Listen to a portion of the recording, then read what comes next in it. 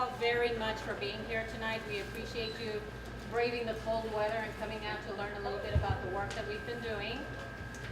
Quick introduction, I'm Susanna Morgan. I'm the Director of Communications and Grants for the Somerville Public Schools. And my partner in crime is Anna Doherty. I am the Director of Summer Promise, which is part of Health and Human Services with the city. And Susanna and I, along with a steering committee and a larger team, have been collaborating with the consultants. We'll introduce them in a minute on this project, which we started sort of getting the idea for it almost close to a year ago. Right. But really got it going last spring, and then turned it over to the public portion over the summer. So we've been at it for about 6 months, having focus groups and collecting surveys. And did some of you participate in any of those? How many focus group members or survey takers in the room? A few folks? Great. So the purpose of tonight is to really share back with you what you and all of the other residents and providers and kids and families told us during this process. And just one quick point of clarification. This was a citywide process. It wasn't, even though I work for the schools, I was one of the co-coordinators working alongside Anna. But we wanted to make sure that we got information about what priorities were important to you with regards to learning experiences for youth, not just within the schools, but outside of the schools, because kids are learning no matter what they're doing.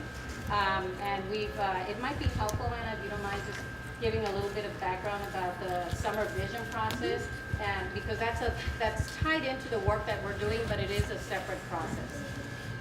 Yeah, I'm glad you mentioned that. I think some of you who are very involved in community activities know that there was a summer vision master plan that the city put forth close to 10 years ago now. And actually this year, there's a team of my colleagues who are revisiting, doing a mid-project check-in on how that's going. And one of the things we want to be thinking about moving forward, something the mayor's office and the superintendent's office and a lot of community leaders are really aware of, is that original plan did not give a whole lot of attention to issues specific to learning and kids and families and the issues that this project focuses on. So now, given the timing, we're really looking to all of you throughout the evening, if you can be thinking, if you're familiar with that plan, where's the overlap? What do the city planners need to be thinking about to support kids and families? And what do we, focused on education and learning and out-of-school time activities, need to let them know or need from them? It could be something as simple as, well, are the streets safe for kids to move from their school activity to their out-of-school activity? Are the parks in doing what they need to be doing to support, physical fitness and wellness and those kinds of things. So that's part of what the next stage of this project is going to look at, is to really, in this current year, try to combine the two whenever it's appropriate. They are separate projects, but they have more in common than some of the different sectors always recognize. That's right. And just one final note is this is the very first step of a long-term process. It really was very high level to understand what your priorities are. We kind of have been working on certain things, have been prioritizing certain things, not just within the district, but as a city as well. But we realized that we had never taken the time to hear from you and to ask you what's important, where do you see the gaps, what are the biggest challenges that you see that our youth are facing that may be impeding their ability to learn and to be creative and to have the kind of experience that we want them to have. So from this process, we'll hopefully be able to identify a certain number of priorities that come from you, from the community, and as we continue our work in the next few years, we'll make sure that we do it through that lens. So the next step in the process will be to figure out what do we need to do now to get from where we are now to where the community wants us to be in 5 to 10 years. I think at this point we're going to turn it over to Andy to introduce the team here. We're going to look through a slideshow. There'll be a chance to hear from all of you, and Susanna and I will be back toward the end with some final comments to see you on your way. So Thank you. Thanks. Hi, everybody. So we're from an organization called School and Main Institute, and we're not a school, and we're not in Maine. So therefore our name is catchy because people always are saying, what school in Maine are you? And so what school in Maine represents is 2 streets in any city that we've ever worked in, School Street and Main Street, where community interests intersect. We've worked a lot around the country. We've worked a lot in New England. We've worked a lot with Somerville. Actually, I was telling Susanna, in 1977, there's no me. Right? I was in this building teaching a graduate course for teachers in Somerville. And I actually met my ex-wife in this building in 1977. So I have a lot of history here. So I'd like to introduce our team: Greg Welch, Beatrice Zapata, and Kathy Flynn Woodland. And we've been working for the last 9 months with the steering committee and folks across the city on a listening expedition, really, which is to ask you all and people like you and young people across the city, what do you value? What's important to you about learning for young people going forward? We're talking about the next, right now, but looking also at the next 15, 20 years and saying, where is it we want to go relative to learning?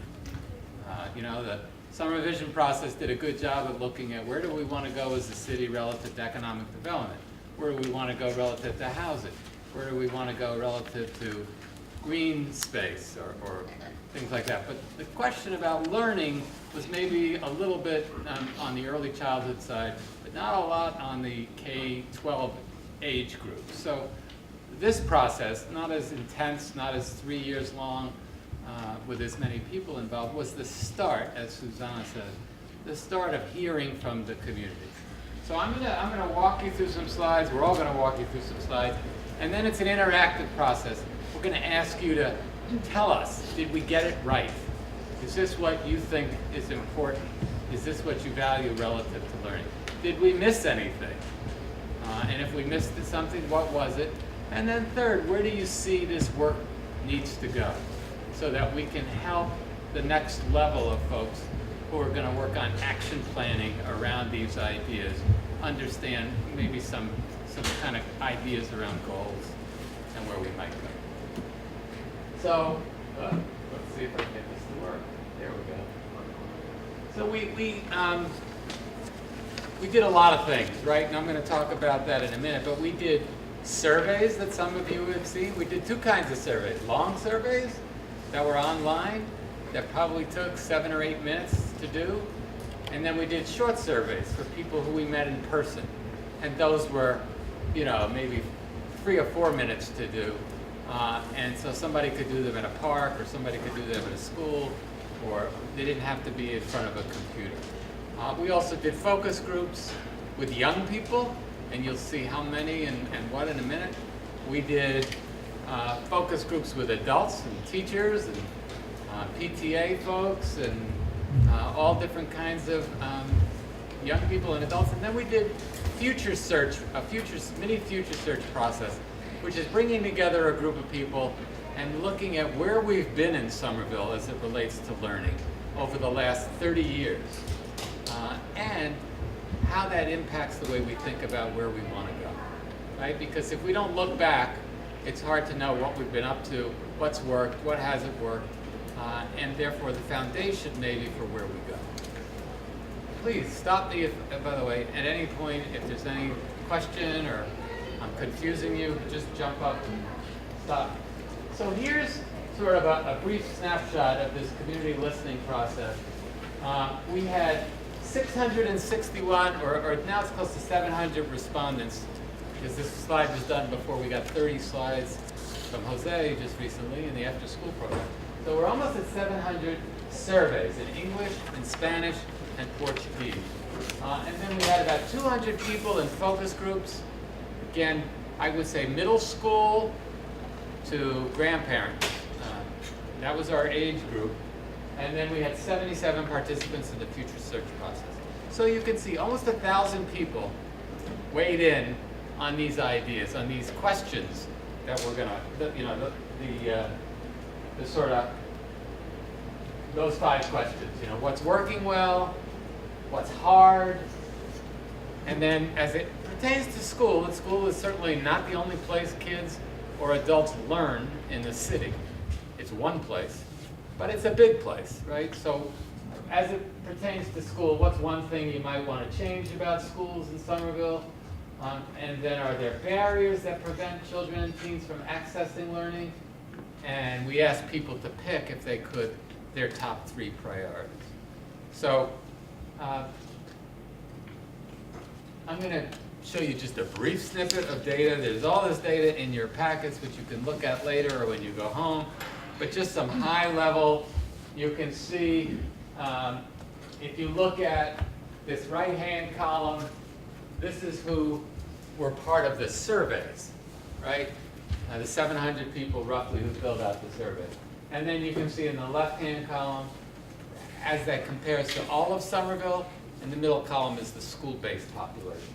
So really, when you look at that, a few things jump out, right? We had the people who responded to the survey, 67% were female, so a little bit higher than the general population in Somerville.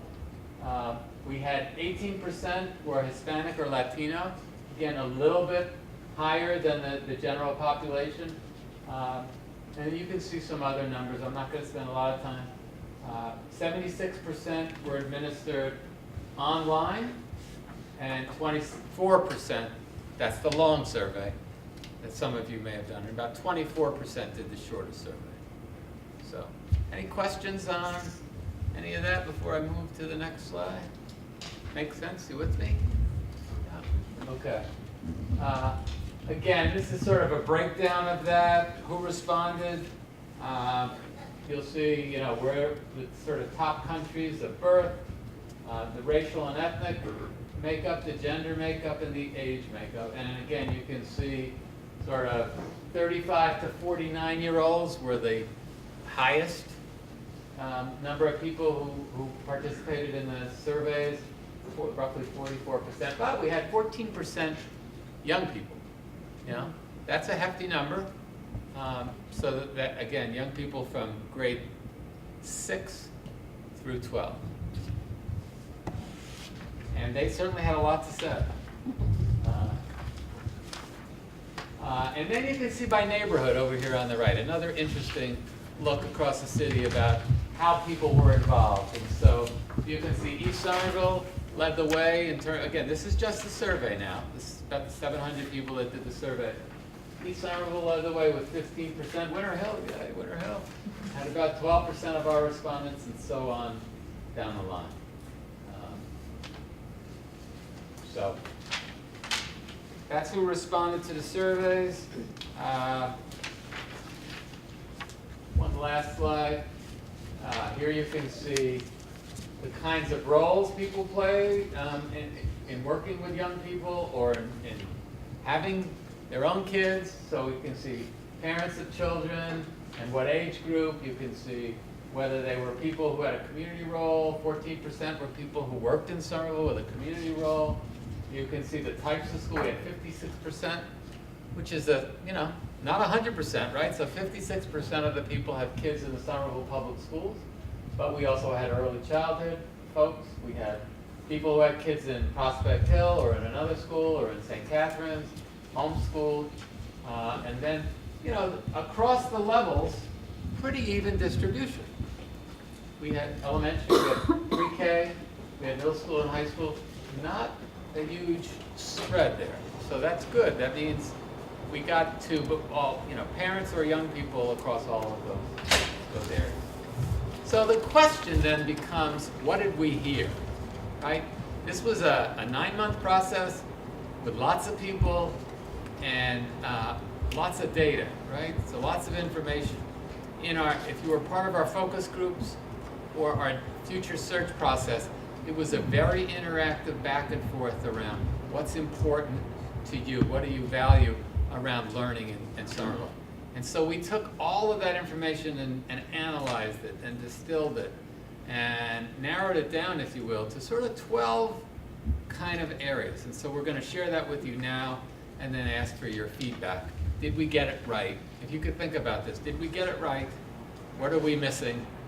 And what would you like to see as a result of, if you think this is, you know, the right value or priority? So I'm going to turn it over to Beatriz, who's going to walk you through the feedback about what we value. You want me to? Yeah, I can do it. Okay. So before, yeah, okay. Before we go forward in your packets, there's a legal size sheet that where we would love you to just write down what we're sharing with you. And that will make it a lot easier, I think more expedient for when we have a group discussion. Okay, can everybody hear me? Yes. Kathy, can you hear me? Yes. Awesome. Generator All just right. kicked in. Did you all find the sheet? You need pens? Yeah, you need pens? Anybody need a pen or a pencil? Yeah. Okay. There.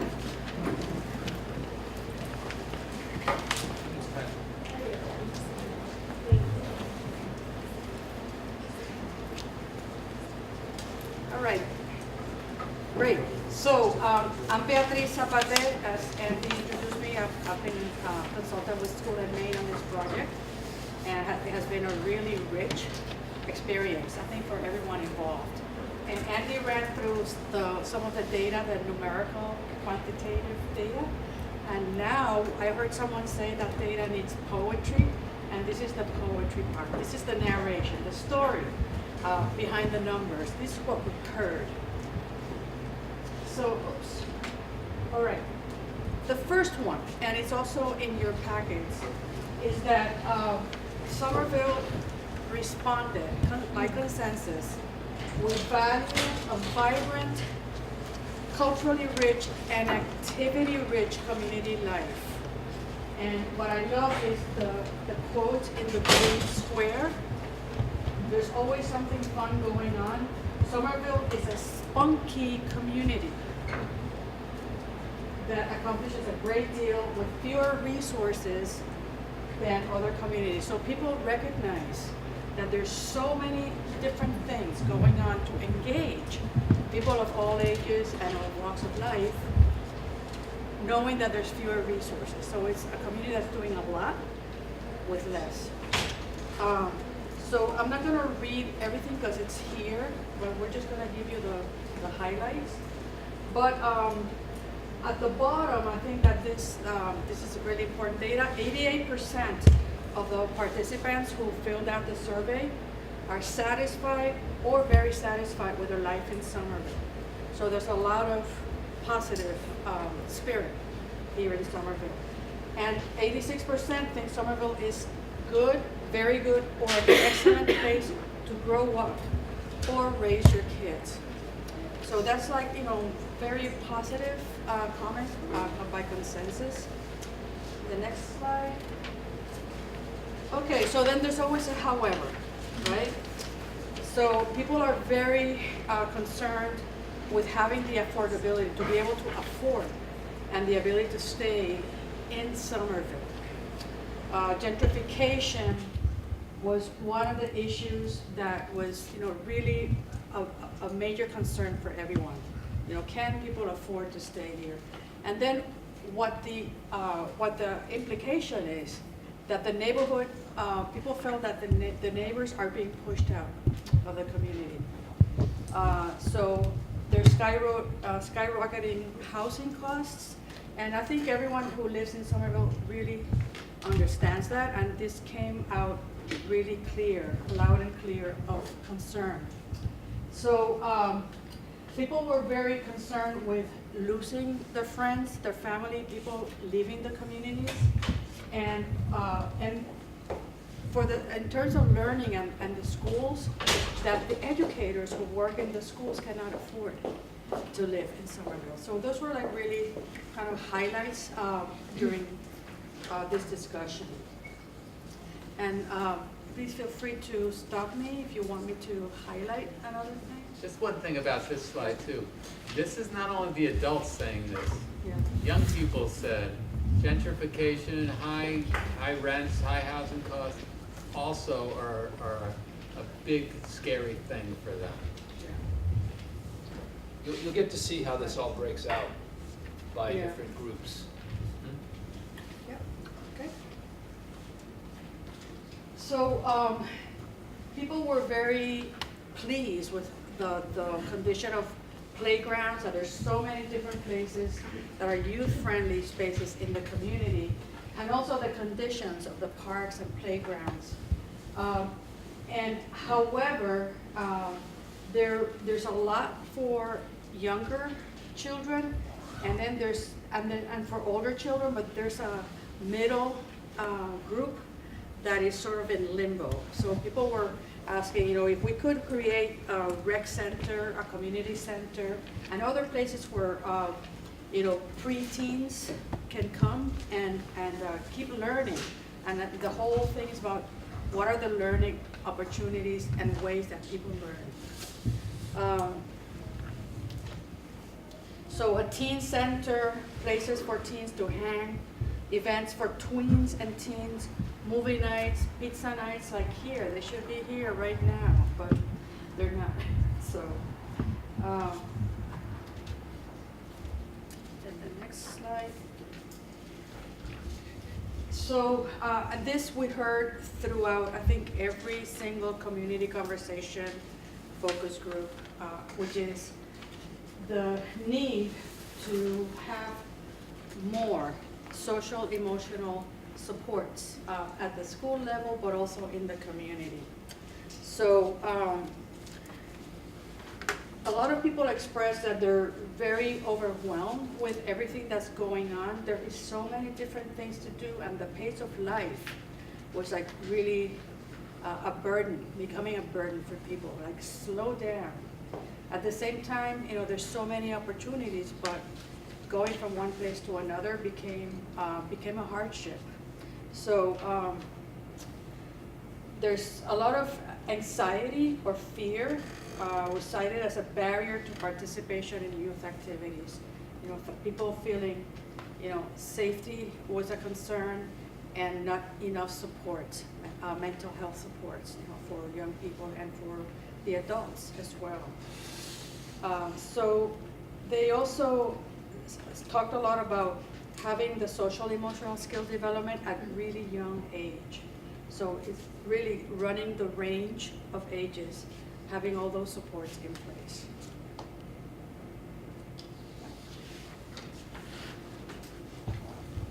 Mind you that for me? Just- That's it. That's it, all right. Hi, everybody, how are you? I'm Greg, I'm the new guy. And I gotta tell you though, that for me, I lived the last 6.5 years in a different country, different culture. And so coming back to the Boston area where I grew up and being able to interact with the Somerville community and the various events that I've been part of that you heard about, particularly the young people, has been really grounding for me and a good way for me to start realizing what changed in 6.5 years. And trust me, a lot changed, especially the views and the thoughts of the young people. In my previous life, before I left to go overseas, I was working very closely with young people at a national level all over. And what I hear from young people in Somerville, because that's the closest group of young people that I've been around since I've returned, it's really amazing. Both some amazing things that they're doing and how sophisticated they are, but also some of the challenges that they have are just like, whoa, where did these things come from? So I thank you as a community for helping me to break in and learn what it's like to be here in the Boston area, the New England area. It's been really, really helpful. So let me jump right in and talking about a New England, Boston important thing, transportation and getting around. So the first value that we're talking about is people value the ability to get around, to be able to get to places. We've got this rich, vibrant community, so we want to go to these places. But if you can't get there, they're not accessible by walking for kids who can't drive or don't have access to parents driving them places, or if you have to walk through unsafe neighborhoods, or the bus doesn't show up. I kind of felt bad. We've got this quote here that says, MBTA buses run infrequently and are often off schedule. This is literally throwing the MBTA under the bus, right? Putting this in the slide. But transportation is a huge issue got lots of things going on, but if we can't get there, it's a problem. Some of the things that people suggested were improvements for safety under the Route 93, transportation so youth can access after-school activities, and more youth programming offered within a safe walking distance of the school. So you can see there's already some goals that are starting to emerge from what the value is and the priority, but if that's the value of the priority, here are goals that we'd like to be able to see. Which is the one I pushed? The bottom. Great. All right, the next one, Beatrice already started to talk about positive youth development and social-emotional learning. I think you'll start to see that some of these values bleed into each other. It's really hard to separate completely, but I think that shows you the richness of this. And this is an example that people value affordable after-school and summer learning opportunities for all ages. So this is where we grow outside of the classroom, after school and in the summertime, when young people have time to get involved in activities. People say different things, that there's been improvements in the opportunities, but still there's a concern around costs, which is the number one, capacity, is there enough, and equitable access. I think that's also the key, is that a lot of folks noted that if you aren't able to maneuver the system in some ways and have the sophistication that it requires to get your child in, that you might be on the outside looking in, and that was an issue. The next one is around care. Specifically, we value widespread access to quality early childhood and after-school care. Again, affordability, the number of slots. The quote says it all. Daycare is absurdly expensive in Massachusetts, but particularly in Somerville. And we didn't make these up. These are direct quotes that we pulled right out of the surveys. And then perhaps the city should consider a city-run funded system available to residents at reasonable cost, similar to the French system. So people, again, started to think outside the box. And you'll see here that there's some other interesting potential goals that you could pursue. Access to preschool across the city, public preschool with a focus on the outdoors, a cooperative run by parents and high school students. Again, maybe there's a learning opportunity there, a workforce development opportunity there. Okay. And then the last one I'll cover before Kathy will come up has to do with the ever important access to information. What's going on? Where's it going on? How do I find out about it? And I think this is the classic concern that people always have. It's about the communication. How do we communicate? The quote here is, information seems to be catch can. There are many things I happen to hear of after the fact or with little notice. It seems like some families have info and others don't. Info is not very comprehensive or in one place. And 50% of the survey participants feel Somerville may have enough learning opportunities, but that many can't access them because they just don't know about them. So the value of information. Some of the other things you see here is more communication, more timely, advertising to youth more directly, so using youth channels to do that. And I think the other one is methods that are not necessarily methods that rely on the internet or having access to the web, because not everybody has access to those types of medium that we tend to think, social media as an example. Okay, I'll give it to Kathy to carry us through the last 4 priorities. Yep, I'm going to talk a little bit about how we value meaningful opportunities for youth voice. And one of the things that I realized when we were meeting with young people, we had the opportunity to meet with a lot of young teens from Teen Empowerment, which was very exciting because they had a lot of very powerful things to say. And were very engaged in this process, both at the front end and helping us design some of the questions, as well as throughout the process and participating in focus groups, doing the surveys, and also doing a future search. And so a lot of what you're seeing here come directly from those young people, although I have to say when Susanna and I met with 12-year-olds to have a conversation, it was around dinner time. So guess what that conversation was about? Food, they were hungry. But anyways, a lot of what they said is that they need platforms for youth voice, a place to hold conversations with the people that hold power. And that was very important, that they have both formal and informal opportunities to do that, and that they feel valued in their voice, that their voice has meaning, and that their ideas and their thoughts and their recommendations have some weight. And that goes to the way they learn, the way they participate in the community, and the opportunities that they have as they grow. And overall youth, and many of the adults who support these young people too that we heard from, would like more of these youth programs and opportunities at a city leadership table. So ways that we can create those opportunities for young folks. And the quote from them was, as a teenager, we don't get a lot of say in our community, and we should be able to address things directly in the actual settings where people who have the power could hear it directly from our mouths to their ears. The other thing here that we heard is that we value relevant and interesting academic learning experiences. We heard this across the board from young people to adults that have been involved in the education and learning system. And I think one of the things that we heard most frequently is this notion of personalized, more individualized learning. And that there's a lot of shout outs out there to really good schools. And I think that's one thing that we heard over and over again. There's a lot of good stuff that's happening, but here's some things that we'd like to create some change around. And I think a couple of those are more focused on student interest, student choice, and self-directed learning, hands-on relevancy.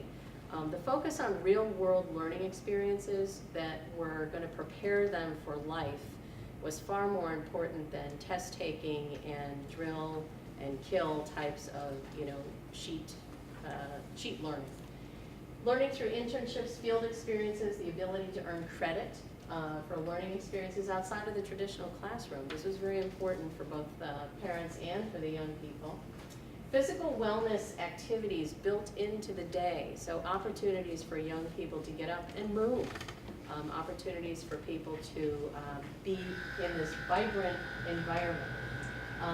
No homework in elementary grades. We heard that from both parents and from young people in their reflection back.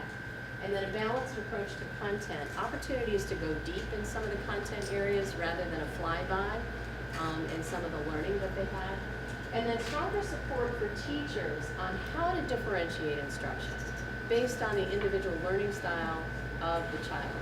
And so we've heard that over and over again when you see things like change in curriculum and pedagogy that's really focusing in on how do we differentiate some learning and have tools, curriculum, all kinds of opportunities that look at that more personalized approach.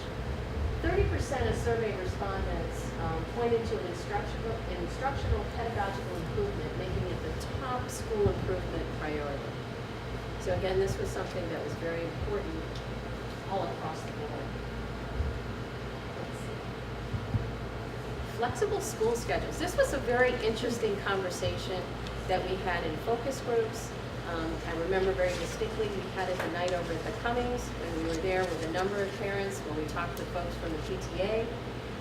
That there is an opportunity to do this active, reflective, and creative learning, but we need to think about outside the box types of schedules in order to do that.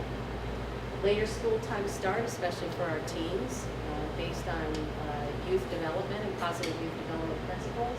More time for movement, we talked about that in the last slide in terms of having that outdoor gym, play, recreation opportunities where kids can thrive. Enough time for lunch. And some of the scheduling, when you talk to some of the young people when they have to eat lunch, is based on the schedule. You talk to teachers that sometimes never get lunch. So, there's a lot of, kind of the schedule as part of a structural shift. Fewer classes during the school day. A lot of kids told us, as well as parents and families, that they feel crunched. They move from point A to point B to point A to point B, and there's never enough time to slow down. More time for breaks, reflection.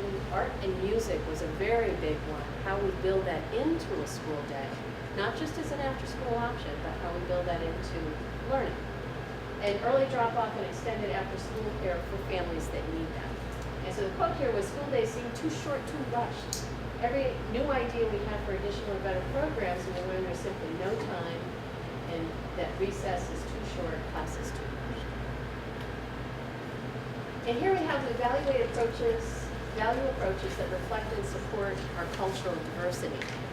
This was strongly heard across the board from whether it was on a survey, focus groups, or future search. The idea that we're a culturally rich city, that we value and celebrate our diversity, but we also have to be more intentional about fostering greater integration, about celebrating language and moving language learning opportunities at an earlier age. Oftentimes, we're looking at, and we heard this from young people time and time again, I would love to have people who look like me teach, be a mentor, be an adult, have a relationship, but we need to include that as part of our learning opportunities. Access to foreign language enrichment or spaces in bilingual programs beginning in kindergarten. People talked about the Unitas program as something that was very, very rich and very dynamic, loved it. Curriculum that is culturally relevant, and training for staff on racial equity. And this whole idea about how we look at unconscious bias and how we work with our teachers around addressing unconscious implicit bias. And so these are things that are very important not only to the students but to the parents, especially when you look at the demographic of people that responded and the demographic of our city. More attention to bullying based on a student's background. So again, thinking about both bullying or also a trauma-informed care approach and a more adult ELL literacy opportunities for parents and adults here in the city. Equitable distribution of resources across city schools. I think we heard earlier there's some schools that get upgraded and have access to different resources than other schools. How do we create more equity about what's available, whether it's during school or after school program? And then strong multicultural policies. For example, looking at holiday schedules and respecting the religious and cultural backgrounds that individuals and parents have, and bringing that as part of the learning process. So here we finished up kind of looking at these key themes, and Andy's going to just touch base real quickly on some pieces that are in your packet here on further breakouts of the demographics should you want to take a look at those. The other thing in your packets that you have that I wanted to remind you of are 4 learning trend snapshots. If you were sitting here eating pizza early, you might have noticed we were scrolling through some of the snippets from those learning trend reports. They're also a backdrop to give you a little bit of information around what we researched in terms of the demographics of the city, looking at youth and health and wellness issues, looking at youth in education and learning, and also looking at youth and employment and the development of where we are in the employment world around our youth in the city. So I just wanted to bring those things to your attention before we jump into some of the next pieces. Any questions on those 12 priority value areas that we just walked through? This is what we heard from about 1,000 people, condensed the data. Any reflection or any thoughts in general before we dig into the next piece? Or questions about it? Yeah. So I agree with pretty much most of what's listed out there, but I'm wondering is that already, if there's no focus already, we're talking all different things already, right? So does this need to be distilled further into fewer priorities? All things a lot to achieve it. Yeah. Everything is, how are you going to prioritize? Yeah, that's the next level of work, right? The first thing in this dialogue was to get what's important to you. Once we've got the dozen things that seem to jump out off the page, then it's like, okay, what are we real as a community? What do we want to action plan around? Can we condense some of these? Do some have more weight than others based on where we are right now, based on summer vision and where the city is moving? And if so, which ones? And how do we, as Susanna mentioned, the next steps would be to say, all right, this is where we want to go. Other comments or questions on the 12 that you heard or saw? No? Were there other things that popped out during the conversation about how many would you say overall priorities came out through this process? Yeah. I would say there was probably about 20 things that sort of could have had their own category. And what we tried to do was really weigh, not exclude a lot, but sort of, like you see, social, emotional, and mental health. Right? So mental health was a huge issue for young people, believe it or not. And depending on how old you were and how sort of you express that, social emotional learning may have been a way that was expressed. So those things naturally came together. After school programming and early childhood programming, again, was another thing outside the school time that came together around people wanting access, affordable access. So we tried to condense where we could, but there were some others that didn't have as much sort of place in the discussion. I'll give you one example that was just on the outside looking in. It kind of cross-cuts all of these, and that's the importance of technology. Right. Right. Technology is seen as both a great tool, but there's also a lot of challenges associated with it. So I think the community values technology, but also comes with a caution sticker as well. Yeah, and especially in our focus group conversations, the ability to put down the phone, families feeling like if a young person has an issue, it goes viral in about a second, and the bullying and the drama that comes with that, which used to take maybe months to happen, now in 5 minutes. So yeah, there was a lot of, back and forth around technology and the value of technology. All right, yeah. Was there much about future, what children and youth want to see for their own futures in terms of work or Yes. preparation? Yes. Yeah, and we'll talk a little bit about that in a couple minutes, but one of the things young people said, and if you look at curriculum and instruction or pedagogy, that was mostly about help me learn something that's going to be useful in my life.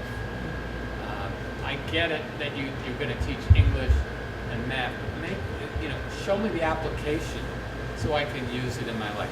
That was across the board a huge #1 issue as it related to learning for young people. And Andy came back from a focus group and shared a story where one of the young people raised his hands and said, I wish my teacher would teach me, I'm having this real issue with my boss at work.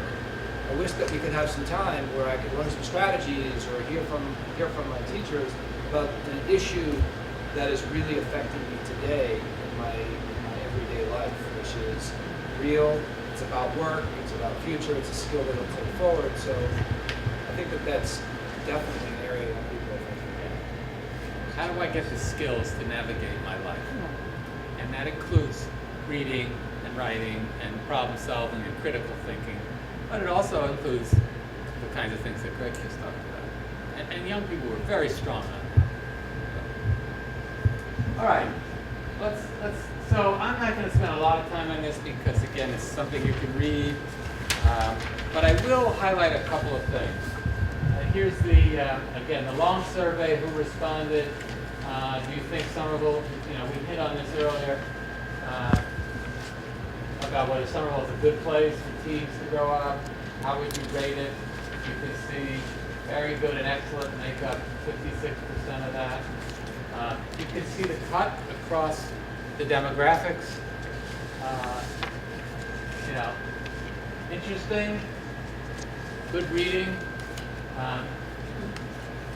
Again, the ability to access learning opportunities, we talked about that, the challenges, affordability, transportation, safety, coherence, right? So is it the same in one part of the city as it is in another?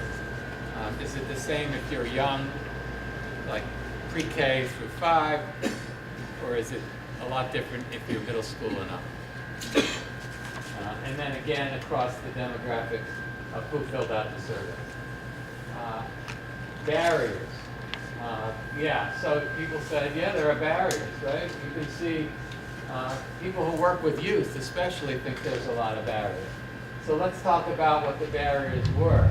Again, this is from the survey now. 700 people in the survey, about 300 in the face-to-face.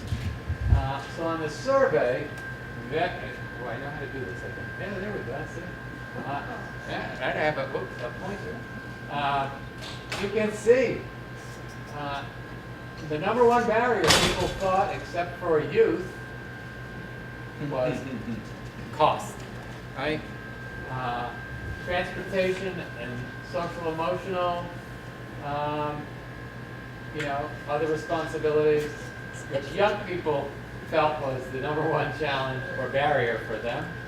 They talked a lot about, we adults, we talk about work and life balance. They talked a lot about school and life balance and how they felt like the pressure in school and after school and from their families and from teachers or colleagues or what have you. It's a lot. And so they were looking for balance. Now, what does balance mean for a 12-year-old? It's worth talking about in the school. So you can see some of the barriers. And then you can see what's working, and here you go. Again, pretty clear that people value the activities. You are activity rich as a city. Now, you may be systems poor in how you organize those activities and how they're connected and how they're supported, but you got a lot of good stuff going on. Again, if you look at the demographics, people said the programs and activities are working. People also said the schools are working, right? And then third, you can see a hodgepodge parks are working, youth employment, whatever. So a variety of things are working. And now, when you look at what's not working, again, these things are interesting because if you look,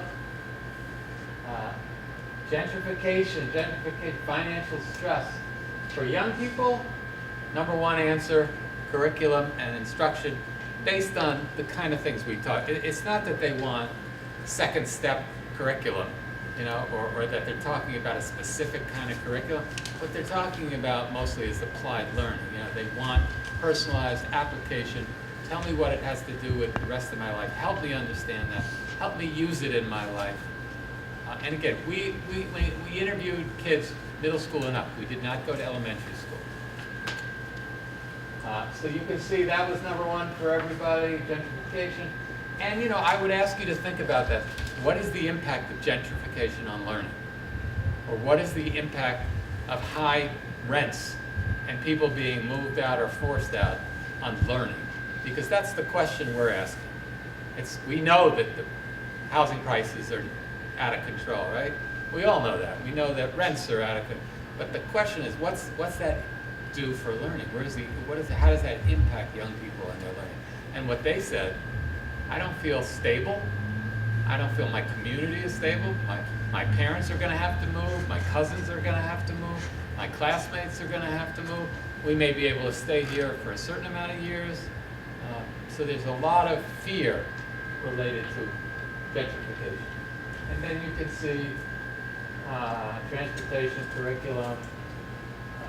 This is what's hard and what's working well. And finally, for those that answered the school question, so we said again, school is a big part of life in Somerville for young people. What are your priorities? Everybody talked about, and you can see the percentages there. Top three categories around what you'd like to change or improve was curriculum. Mental health was number two in a lot of answers. More mental health in the schools, more mental health in the city. The ability to access that. And again, you can see the final column there. So we had one more question, which was, pick three. Oh, I'm sorry. Pick three. If you had to pick 3 priorities related to children and teens in Somerville over the next 5 to 10 years, what would your top priorities be? So you can see, again, great schools, #1 priority for parents, for people who work in the schools or in the community. Although people who work with youth, their #1 priority was mental health. Their #2 priority was having a great school.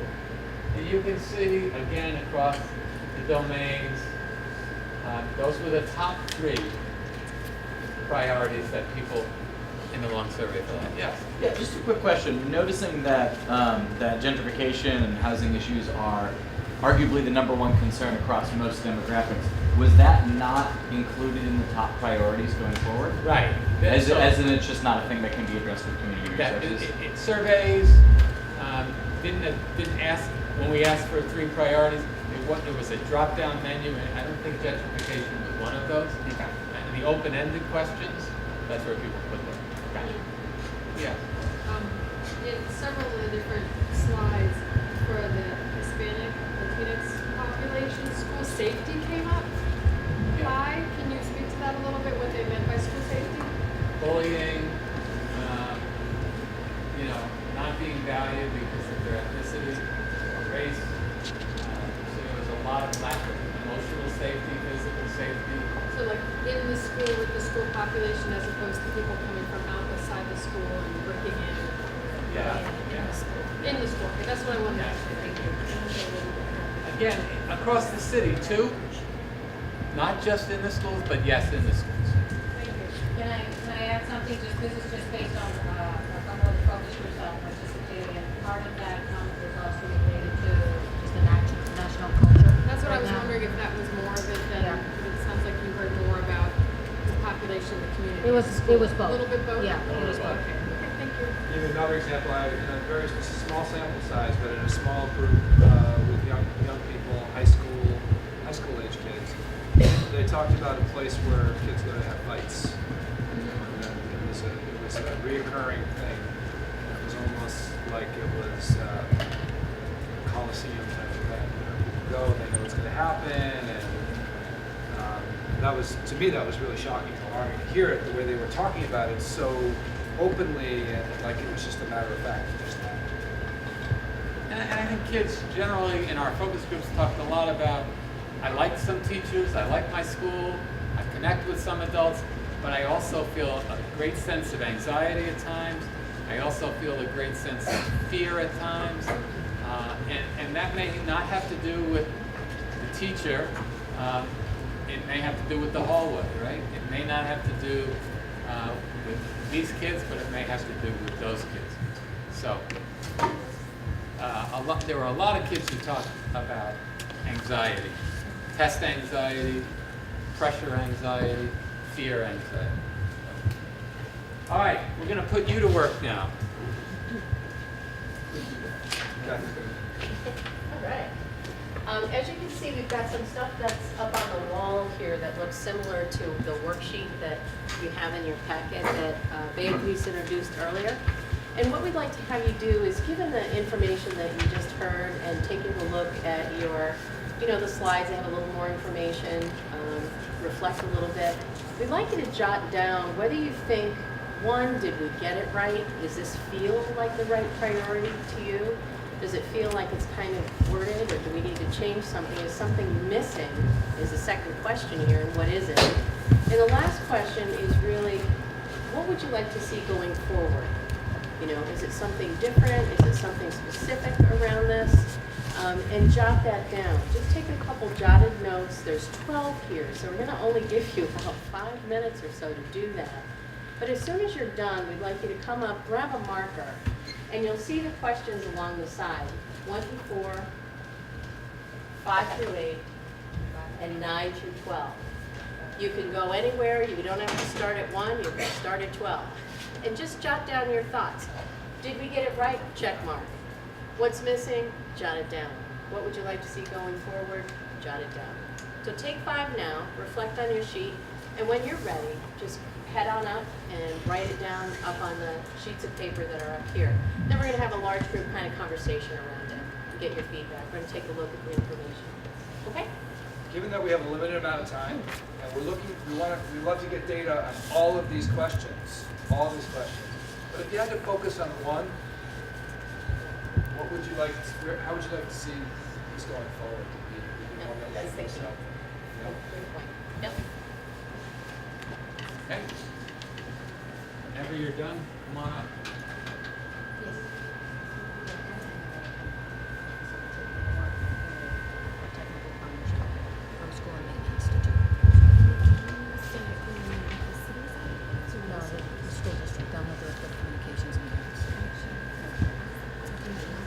Yeah, so I'm as the city representative.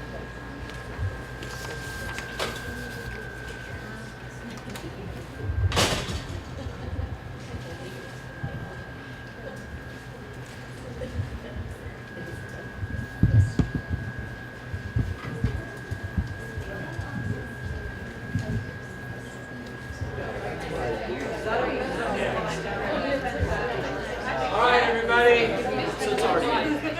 Let's grab. So it's already finished. Yeah. Yeah. Sounds good. Even this street. Yeah. All right, we want to get people out on time, so we grab everybody and just ask you sort of any big ahas or reflections or things that you saw that your colleagues in the room here put up on the wall, or anything you read, just any reaction at all to what's up here. Yeah. About next steps about communication.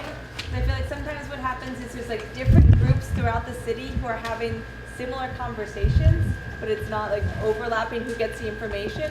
So I know this is the beginning of this, but as a teacher in Somerville, I'm wondering how this will come back into the schools, to teachers and to administrators, for staff and students to have say in the next steps.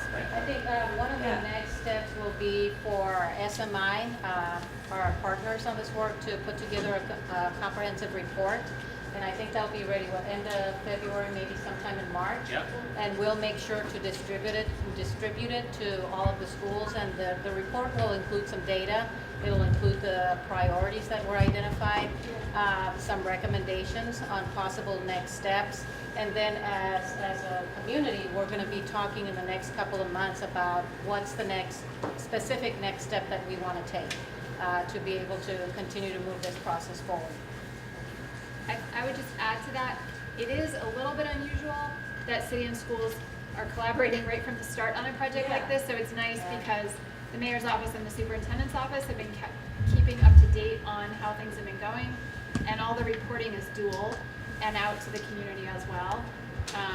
So just at that level, there's a fair amount of consistency, and I know just even in the room, like a teacher and a planning person, we're talking about how there is a lot of overlap for the Summer Vision 2040 process and an interest in kids being more involved in that. So as an example, I think that's a good thing. And I was just going to add, I think I can appreciate, I know there's a comment earlier, like people see this, it's not maybe a huge surprise what any of the feedback was, but once you get to look at how cross-sector, across age and different demographic groups, the consistency was, I think can be hard to appreciate again if you're not the mayor or the superintendent, is that you don't always get it all in one place. And we haven't hit that mark yet, but we're on that path. This is supposed to start a conversation and try to get more people involved in more ways. And I think a lot of times, again, like the mayor's office, superintendent, and nonprofit, they might hear praise about a particular event or complaint about a particular incident. They don't necessarily have a really broad group of people just weighing in a more general way to confirm and validate the work that's underway. And I think we shouldn't take that for granted either, that's like sort of a given, like, yeah, we care about these things, so that's what we're trying to focus our money and time on. I know that doesn't happen in all communities, and recognizing that's part of this too. Anna and I were talking earlier, actually this evening, about where we might be able to post the report as well. the learning trend reports. Part of this, this is not going to end here. We want to make sure that it gets out to all of the community partners, anybody that's serving youth in one way or another, so that as they're moving forward in their work, they do it through the lens of these priorities that all of you identified. And we want to make sure that that's consistent.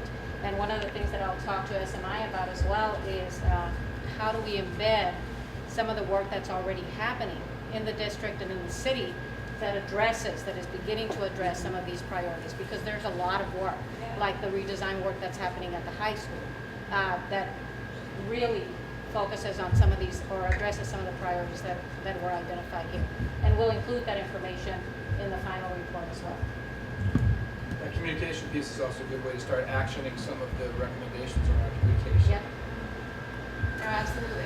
There's feedback that is really valid, and at the same time points out to us that things that are in place already aren't well enough known to the community. A great question. Anyone else? Someone else? From what you saw, what you did, what you heard, anything jump out at you?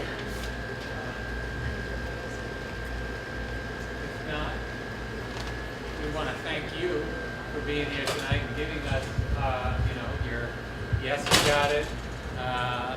We would tweak this, and here's some of our ideas. I think, as Susanna said, the plan now is to take everything, go back to the steering committee, the board of, what's it now? It's got a new name. The City council, school committee. and the school committee, and share this with them as well. Disperse it as far and wide as we can. Have teachers talking about it. I would sit with a group of young people and talk about it. We did that and say, does this ring true for you? Is this what you meant? Is this what you wanted? So that kind of process is very reinforcing. And 1,000 people is not a small number. So when you see, as Anna said, the similarities across ages, across genders, across race, across neighborhood, that is something that people don't get to see very often. Thank you for coming. Thank you for being here. We really appreciate it. With one last request, if it's possible, we'd love to get your notes. Yeah. We'd love to get some paper. Yeah. Yeah. Thanks for Thank you. coming. Thank you. Bundle up. It's really cold out there.